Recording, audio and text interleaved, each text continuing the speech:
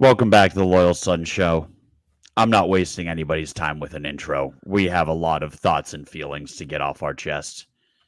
Squid Dylan, how you guys doing? Terrible? Been better, man. I have definitely been better. Yeah, I just took like a 4-hour nap. I was unfortunately forced to drive down to the game Saturday afternoon and then drive back last night and get up very early. So had a lot going on.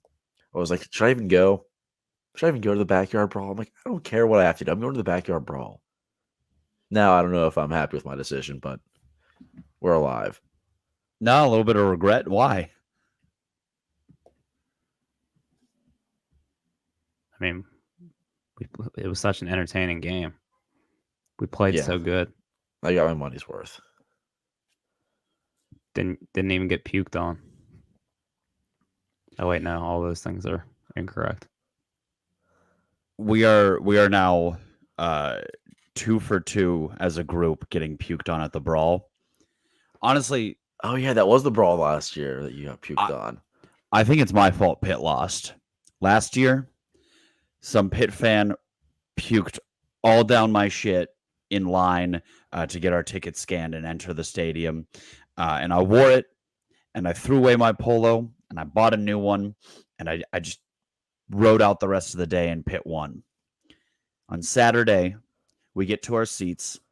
I went to the bathroom, and some dude puked directly where I was standing. So I completely missed it. And then when I was in line for the bathroom, a kid came running up to the trash can next to me and exploded into it. And the debris missed me by millimeters. So that was 2 close calls before kickoff even started. And I'm convinced if I wear one of those, we win.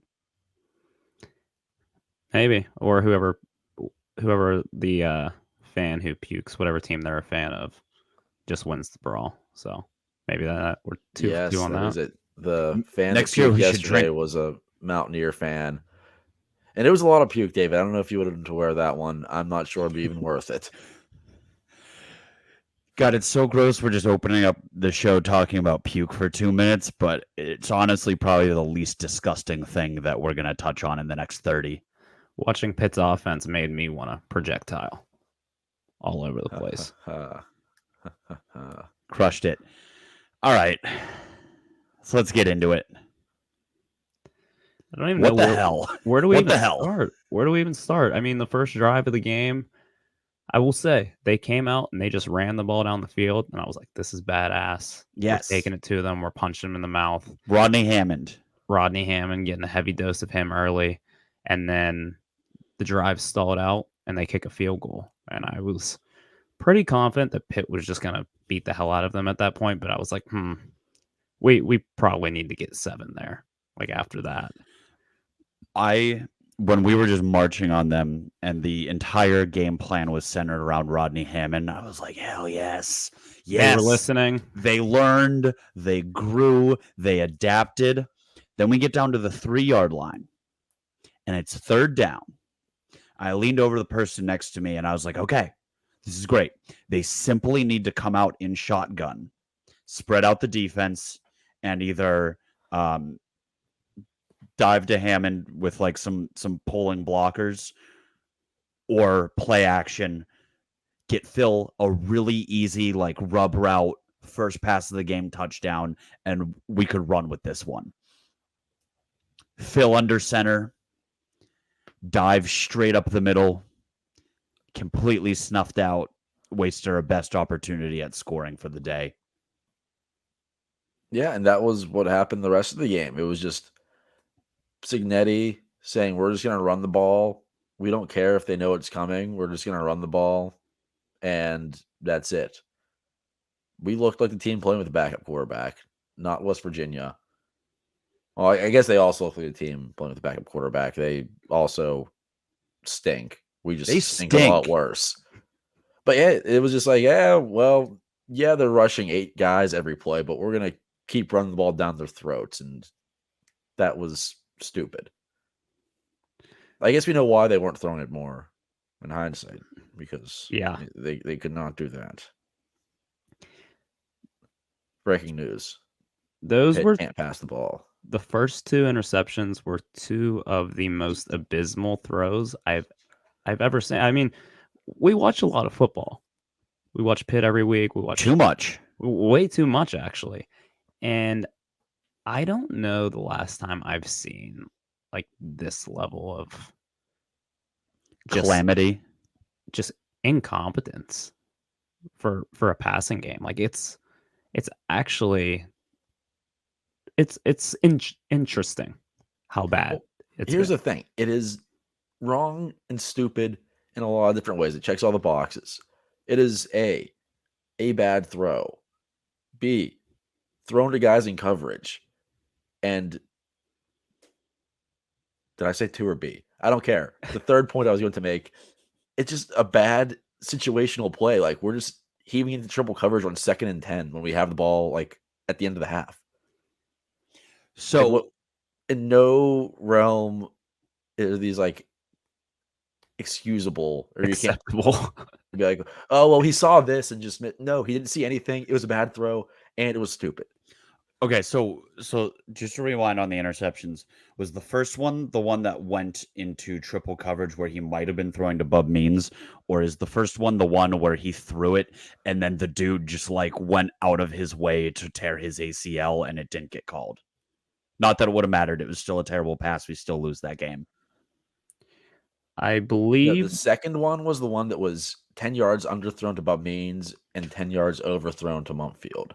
Squid. The first one was the one where he was- threw it it was into triple coverage to Bub Means, and Hammond was wide open and could have ran for like 20. So for the record, he underthrew Bub Means by 13 yards. Yeah, no, Look, rewatching that one, I couldn't believe that might have been what he was. I think he was trying to hit Bub Means on like a 50-yard fly and ended up throwing the ball about 35 yards. I love watching highlights and like the broadcast after the fact when we're at the game, because sometimes like, oh, I didn't even notice that part, or I didn't know that looked like that. We were pretty high up, and I could tell that those were some of the worst interceptions I've ever seen in my life. It put Slovis at Louisville to absolute shame. Here's the thing I was saying earlier. I don't remember when exactly it happened, but I think his worst throw or decision of the day was whenever he was like backpedaling and like jumps off of his back foot and just blindly heaves it. And it was like such a bad throw that there was no Mountaineer defenders in the area, but we just dropped it. Yeah, It was an incomplete pass. Mumpfield came up on it, yeah, and he should have caught it. Yeah, but if you just cut it after he releases the ball, you're like, what the fuck was that? Yeah, one of our buddies turned to me. He just goes, I don't understand what Phil's doing. In what coach at what level or what passing camp are you ever taught that if you're under pressure, just throw the ball directly in the air 30 yards? Yeah, He that's was what like, it was. He's like, what is he doing? I think the first interception, it looked like he was afraid to get hit because he was rolling out and there was a guy closing on him. So he just wanted to get rid of the ball and wouldn't get smacked or sacked. So I thought, uh-oh, is he afraid of getting hit? Is this the problem here? No, the other one, there's a clean pocket, just a terrible throw. I don't know what it is. I don't know if he has the yips. Maybe his confidence is completely gone. I'm sure it is. I'd have to think. I'd have to think so. Being booed by your home fans in a rivalry game. I don't know if it can be just the yips. Like I see if the yips has him passing up on a wide open receivers because he's nervous. Well, that's what we thought it was on that decisions on the screen pass that he skipped. We're like, wow, he is so in his head right now. That feels like a yips play, but just like underthrowing a wide open receiver by 14 yards, that is not the yips. That is like you are fundamentally bad at doing the thing you are trying to do. You do not have. If one more broadcaster says Phil has arm strength, I'm going to track them down and have a serious word with them. On what planet does this guy have arm strength? he's clearly a guy who's regressing too, right? It's getting worse. And I feel for him in a way, but also like this is major Division 1 college football. Figure it out. That's what you're there to do. If you can't, someone else will. Right. Or And maybe everybody in the quarterback room just isn't good. I don't know what, like, there's nothing that I've seen that could suggest that this could somehow fix itself and figure itself out. Do you guys remember it was the late third quarter? It was 14-6 still, and we had the ball. It's a one-score game. Have you ever felt that bad in a one-score game with over a quarter left of football? No, 14-6 felt insurmountable to me. Like, oh, they have to get a touchdown and a 2-point conversion. I feel like I'm usually pretty dramatic at games and Pitt's losing. It's like, oh man, like, can Slovis drive down and get a touchdown? No way. And they do. It's like, yeah, okay, I was being over dramatic. There was no shot. If I had service, I would have deposited every penny to my name on the Mountaineers money line. Because there are people around us saying, well, you get a stop and a field goal, another stop and a touchdown, you're winning. It's that easy. It does sound easy, but last night it seemed like you were telling me we need to score 49 unanswered points. West Virginia had 211 total yards. Pitt had 211 total yards. Dude. In the year of 2023, a college football game finished with teams combining for 422 yards. And West Virginia had a backup quarterback in who threw for 60 yards, and it never felt like we were going to be able to win that game. If I had told you at any point before the season, we are going to play West Virginia, Garrett Green's going to get hurt, they're going to put in a backup that they clearly do not trust to throw the football, and we are going to hold West Virginia to 210 yards, how many points do you think we would win by? Before the season?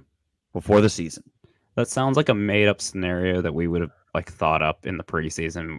Be like, yeah, we're going to beat them 42-7. Yes, it sounds like a bit. Yes, but it was not a bit. It's what happened. Now give me a score. 42-7. Probably like 35-9. Yeah, we lost by 11. We lost by 11. So what else are we going to talk about aside from the quarterback? This game was nationally broadcast on ABC. It was a showcase of one of the most important rivalries in the history of college football, and it was an absolute suckfest on both sides. And Pitt essentially Pitt won the suckfest. Right, yeah. And Pitt essentially embarrassed themselves on national television. And basically, this is as bad as we've looked post Kenny Pickett. I know there was sky falling last year when we lost to Georgia Tech and Louisville, but this feels like the low. This was a game, like we said, on national television against your arch rival. First time the game has been played in Morgantown in 11 years, 12 years, and you lay an absolute egg. You can't get in the end zone, and I mean, embarrassing is the word I keep thinking of this. Like, I have no other way to put it. That was an absolutely embarrassing game for the program and for Pitt as a whole. It answered any questions the casual observer who isn't familiar with the program might have had about, like, oh, is this a program on the rise, or was it Kenny Pickett? And I am not saying it was just Kenny Pickett. I still believe that there's a foundation being built to this program that can lead to better days forward, as we have seen in the early 2000s and the 2010s. But, like, if I am not a Pitt fan, the question is answered. Yeah, Kenny Pickett gave them a miracle year. That was a total aberration. This is just kind of a chicken shit program. Okay, do we think that the team is good minus the quarterback? Like, if Veyer or Yarnell comes out and they look like pretty solid, is this a salvageable season? Is everything else around the quarterback position good enough? I think the defense is good enough. I think the defense, once again, West Virginia was playing a backup quarterback, but they held them to 211 yards and they scored on short fields. West Virginia did. 7-yard drive for one of those. One of them was a 7-yard drive. So one of them was much shorter than that. From the 30. They got the ball from the 30 and scored. They only had, I believe, one scoring drive that started on Pitt's half of the field. Sheesh. So not exactly putting the boys on defense in the best position. You want to talk about playing a system of football that makes life easier on the defense? We're bringing in Frank Cignetti to run ground and pound, win time of possession, and make things easier on the defense, because that's what Narduzzi wants. How about that for making life easy on the defense? Getting a quarterback who's throwing 3 picks on our own half of the field. Yeah, it's been actually just inconceivably bad. You can't tell me that Frank Cignetti and Pat Narduzzi have had an amicable conversation today. Like, what could their conversation be when they walk into the office when Pat sees Cignetti? Like, Frank, we got to figure this out, brother. Should have run Dan Carter more. Yeah, maybe that's it. Maybe that's all he has to say. Like, what are we doing here? We are running like a bad high school offense. I think the quarterback is absolutely handcuffing what we're doing. Yeah. But the play calling is not helping our bad quarterback either. Like, look at what some of the stuff that West Virginia was trying. They were doing those little tight end slips out of the backfield, a couple of like quick RPOs where it just catch the ball, look at one guy, and make a read. Giving their bad quarterback something easy to build his confidence. Yeah. I don't know what we try to do aside from run the ball until they stop us, and then we just like try to pass it, and it usually doesn't work. I think on every single play, West Virginia knew what was coming. Like, we're going to blitz a lot of people because this is a run. Yep, it's a run. And it has to be mind-bogglingly easy to play against Pitt. Squid, to answer your question, even if we had a replacement level quarterback, which we apparently don't right now, I still have certain worries about this team. This is a good defense. I think our skill positions are better than we've seen, better than we give them credit for. But one, the offensive line is already kind of in tatters. We saw a couple more guys go down, but also if Cignetti is calling plays for this game, for this team, this is not a bowl team. He calls plays the way an idiot would in Madden. He comes in with like the math teacher takes the offensive coordinator job despite never playing higher than JV football. It's a small school with no funding. It's all right, Mr. Johnson's the new offensive coordinator, and he just draws up a couple plays that his son got from Madden. He clings to ideas that, like, in a vacuum are smart. Like, okay, we're going to come out against West Virginia and we are going to pound the rock with Rodney Hammond until they stop it. And at no point does he even consider mixing something else in. That third down and goal from the 3 would have been the perfect time for literally the exact play that West Virginia scored on right before halftime. But no. We're establishing the run. So we're going to come out and we're just going to run the ball. Or last week when he was like, all right, we're going to catch people off guard. They think we're going to run as much as we can. Aerial passing attack. So we are running 4 verts every single play. And it's going to develop slow, and we're going to eat a bunch of sacks. And our quarterback with accuracy issues is going to blast a bunch of balls out of bounds. But we're attacking through the air today. Just absolutely no creativity. Oh, absolutely not. I think I could call a better game plan. I could call a better game. I full-heartedly believe it. 8 for 20, 81 yards, 0 touchdowns, 3 picks. That's your 6-year senior starting quarterback, Cignetti's guy. That's his stat line in the Backyard Brawl. So back to your original question with this, David. Yes, the quarterback is very bad. The quarterback play is terrible, but I don't think that comes to be without there being deeper issues, which I think is what you're getting at, is with under Cignetti. Exactly. If this is his guy, and we keep going back to it because he vouched for this guy. He wanted to go get this guy. He coached him before. They have great chemistry. It's his guy, and this is the result. So if I was this is thinking your about it guy, right before this. Who else could they put in? One of these backups who's just learning the system now. I mean, I guess Yarnell was here last year. But go we ahead, all Scott. bought in. We're like, oh, Cignetti and Jukovec, they know the system. We should have been a little bit worried about bringing in Boston College's system. Like, if it was like, oh, these guys played together like Baylor, they had like a real good offense or like a cool offensive school. Not Boston College. Let me ask Also, this Zay question. Flowers might go to the Hall of Fame. Honestly, yeah. So you say that, Squid. You say we bought into this.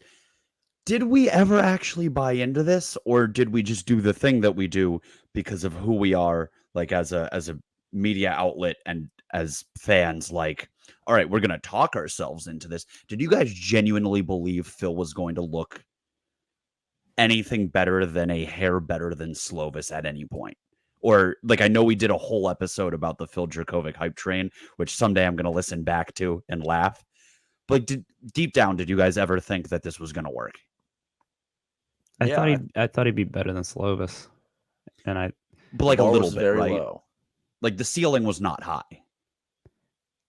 Yeah, I think my genuine thought was that he would be a better version of Slovis in this offense, more efficient, maybe a little more of a threat running the ball, and I thought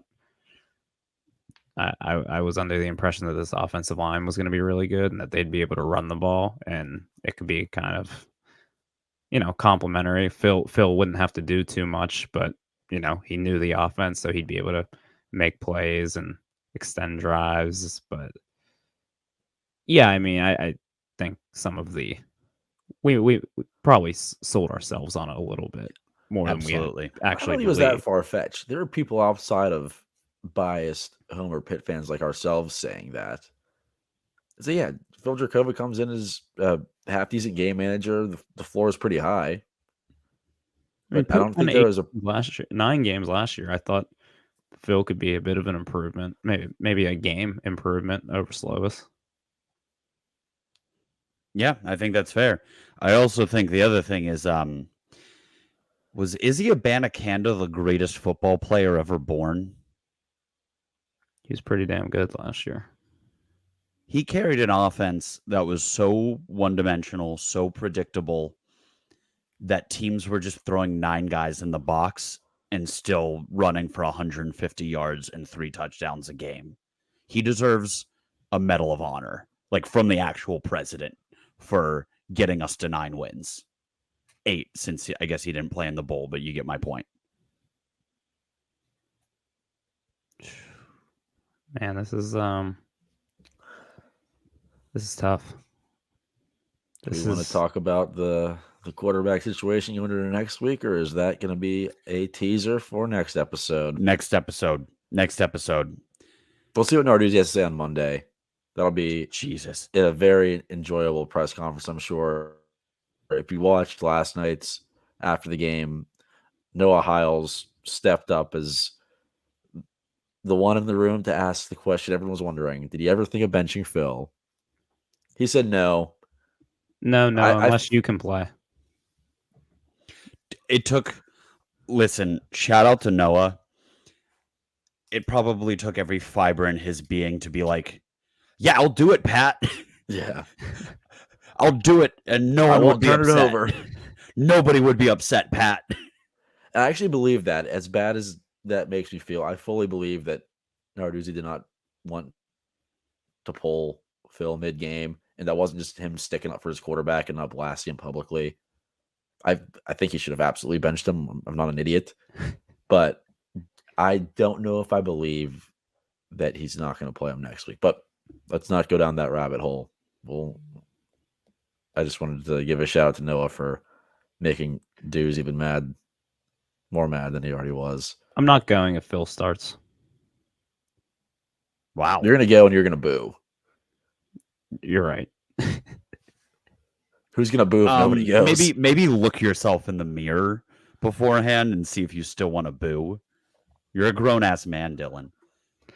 I am a grown-ass man, so maybe I should stop spending so much time and money at football games and work on my 401k and improving the how my yard looks. Maybe spend more time in the garden, start a garden. Don't have one right now. It is we're going into fall, so it's a little bit too late for that. Okay. What other grown ass man things can I do? I'm assembling a dresser later. You want to come over? I'll go boo Phil. Yeah. So football's still our best alternative.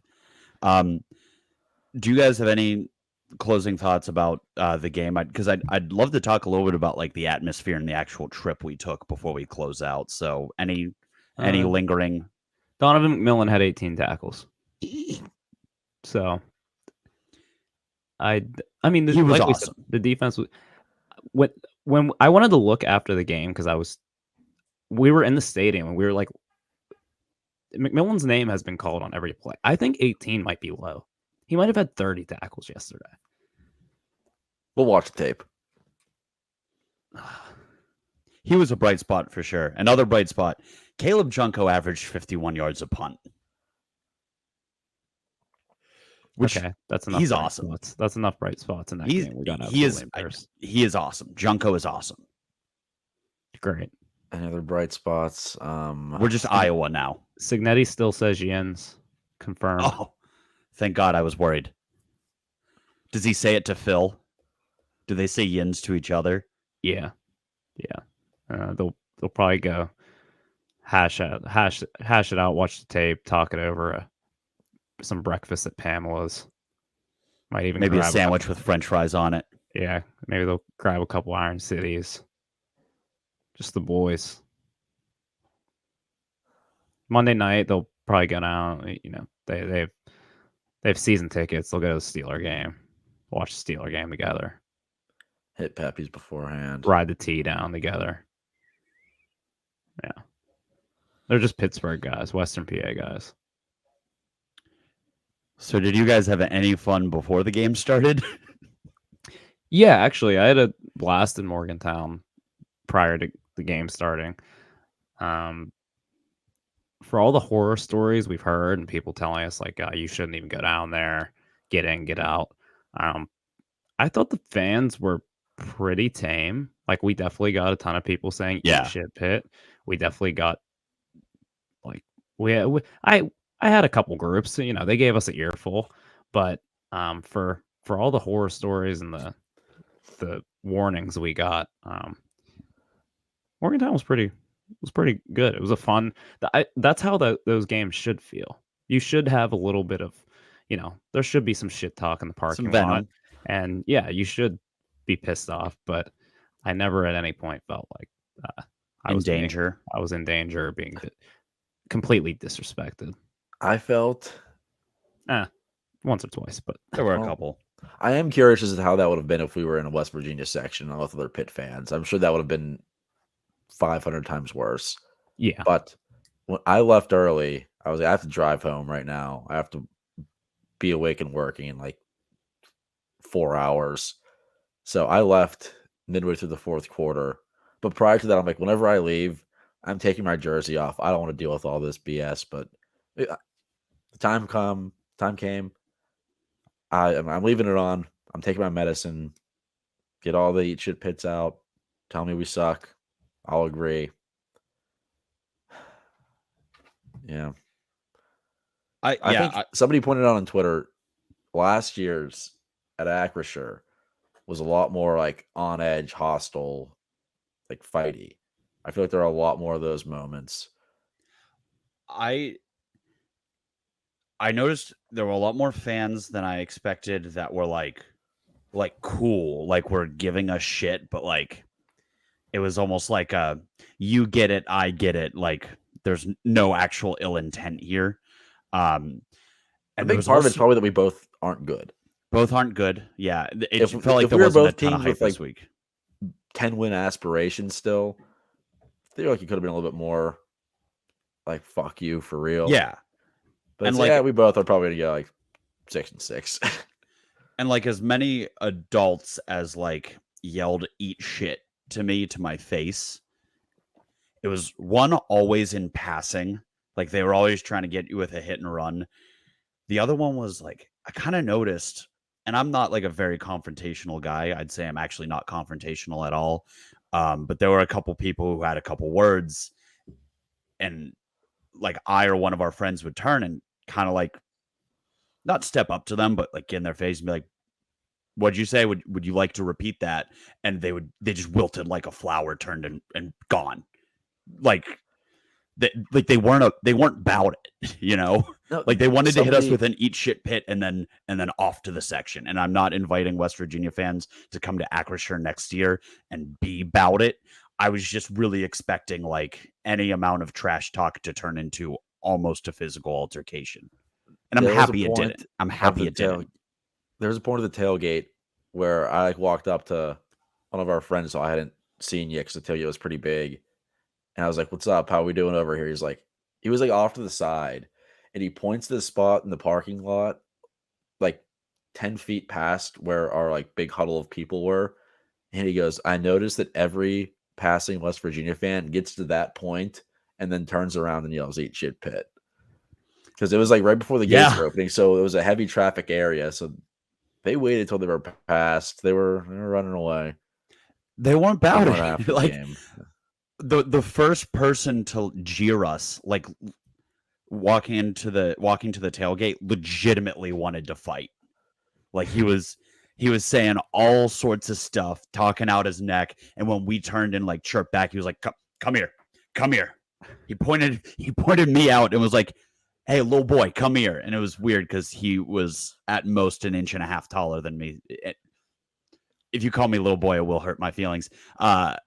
I'm editing that out because too many people listen to that for that kind of information to exist now. But I was like, okay, like we're going into something today. Like we're going to war, like head on a swivel. And then that was the only time it happened that day. There were a couple of times where a small group of us would go to the bathroom or get a drink or whatever, and somebody who was equally as small as I am would say, "Man, you guys got a lot of balls wearing pit stuff down here." It's like, "Oh yeah, what are you gonna do, 5'9" guy? Swing at me, another 5'9" guy?" That one kid gave you a lot of trouble when we were walking into the stadium, the one that looked like Morgan Wallen on crack. And he was getting in your face. And the second like two more of us turned around to see what was going on, he was just like, yeah, we'll see you after the game. We'll see you after the game. And just like turned and tucked. Yeah, that started because I just kept walking around the concourse before we got to our seats saying, "Where are all the West Virginia fans? I see nothing but Pitt fans." And they're like, "Look around, man. It's all West Virginia." It's like, no, I've seen like a couple hundred West Virginia fans all day. Like our lot was all Pitt fans tailgating, and they were like not getting the joke. Yeah, they didn't like that. They aren't good at jokes. Like how heavy, like they've gone all in on the eat shit pit thing. Jokes are not their strong suit. I think eat shit pit is funny. It rhymes and it fits into every song and chant we do. Sweet Caroline, PITT, let's go Pitt. Even just chanting let's go Pitt. Eat shit pit fits in perfectly. It looks all right on a t-shirt, even though 80% of the fans were wearing eat shit pit t-shirts, and that felt like a little bit much. But like the extent to which they are committed to that bit, like yelling at us like, "Ooh, you guys eat poop." It's so weird that you guys like eat poop because like Pitt eat shit, and like we're gonna lock the porta potties so you guys can't get in there and eat shit. It was like, come on, man. Like it's no fun if you're going to come at us with one joke and just burn it to the ground. Like, even we have a backup to calling you poor. It's calling you incestuous. And you eat squirrel. And you eat squirrel and don't have teeth. Whatever, man. Backyard Brawl is great. It should be played every year for the rest of eternity. It should be moved back to the original, like Thanksgiving weekend. Like, it should be played the last week of the season. I mean, I'll take it whenever they can get it on the schedule, but it ideally should be go back to Black Friday. I agree. I think that is a real good time. Week 1's cool. I would sign up for that again. I know head coaches hate that because you don't get a warm-up game. But early in the season right now, it doesn't have the same sting. If your team is bad, you can at least look forward to the Backyard Brawl in week 10, 11 to win the season over your rival. Early, middle of the season, there's not as much consequence. It's like, okay, well, it happened. We suck. It's over. I vote bring it back to Black Friday. I hate West Virginia so much that I need them. Right. I need you, Hoopies. I need you. You Except some of keep those me Twitter going. trolls. Yeah, if one more adult man responds to us rent-free or cope. Like, yeah, dude, we're literally coping right now. We're complaining about the things that our team did wrong to lose the game in order to feel better. Like, yeah. Anything else about the football team, or we got it all off our chest? Yeah, I think that'll do it for today. I think Seat Check's going to make a comeback in the midweek episode.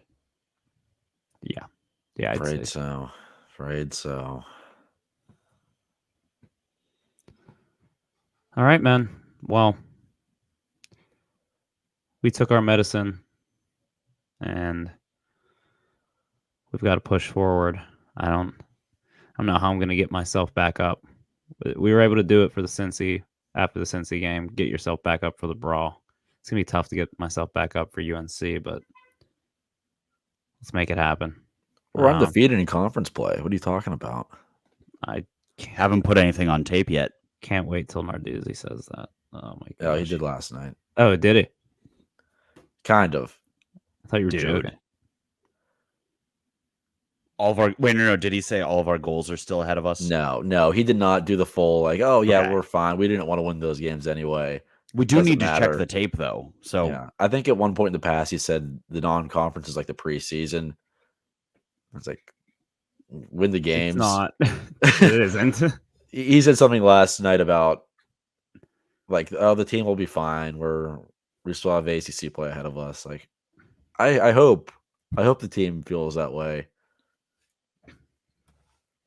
Tell you what, I'm not in the locker room, but I'd have to think that there are some teammates not too happy about how their starting quarterback looks. If I was a player on the defense, I'd be pretty pissed off. If I was a skill position player, I'd be Gavin DMing some other team coaches. Gavin Bartholomew having another season wasted in this offense, I'd be pretty pissed off. And I don't know. I think this is going to be hard to bounce back from. And I think at some point they got to figure it out, or they got to make some changes. We can't watch this. This is a 2-3 win team if they play like they did last night. Fuck it, go 1-11. I don't care. All right, I'm calling it. All right, let's call it there. Save us, Kenny Pickett. You're our only hope. Please don't go 1-11. Are you or someone you know looking for work in a recession-proof industry? Are you someone that's interested in things like having health care, having a 401k, immediate PTO accrual, an employee assistance program, or referral payouts? Our newest sponsor, Haddad Accelerated Delivery, an Amazon delivery partner, is looking for safety-minded and dependable drivers to join their delivery service team. Be a part of a company that will encourage self-ownership and award bonuses based on exceptional safety and delivery efforts. This is the ideal gig for individuals seeking full-time work or students interested in making some pretty good money during breaks. If you or someone you know is safety-focused, hardworking, organized, efficient, and team-oriented, text HADD to 464-646 to apply. I understand that is an impossible string of letters and numbers, so here it is again. That's HADD to 464-646. For a job that's the total package, get it? Because, it's deliveries. Haddad Accelerated Delivery is the place for you. Hey, Panther Nation. Have you ever crashed your spin scooter going down Cardiac Hill? Or wiped out on an icy sidewalk in South Oakland? Have you ever been hit by a bus crossing Forbes Avenue? Well, you may not have to pay that hospital bill on your own. If you're hurt in an accident, pick up the phone and call Guido at Gurrera Law. Guido Gurrera is a University of Pittsburgh Law School grad, Pitt football superfan, and experienced personal injury attorney who's licensed in Pennsylvania and Ohio. And it is 100% free to call him for consultation on your personal injury case. So the next time you get rear-ended in Oakland rush hour traffic, or if you fall down the stairs at Peters, call Guido. All joking aside, Oakland and the world can be a very dangerous place. If you need legal help, talk to Guido. He'll treat you like a fellow Pitt fan and never like a number. 412-229-7757 is the number to call. That's 412-229-7757 to call Guido. You can also contact Gurrera Law at gurreralaw.com. That's Gurrera. Call Guido today.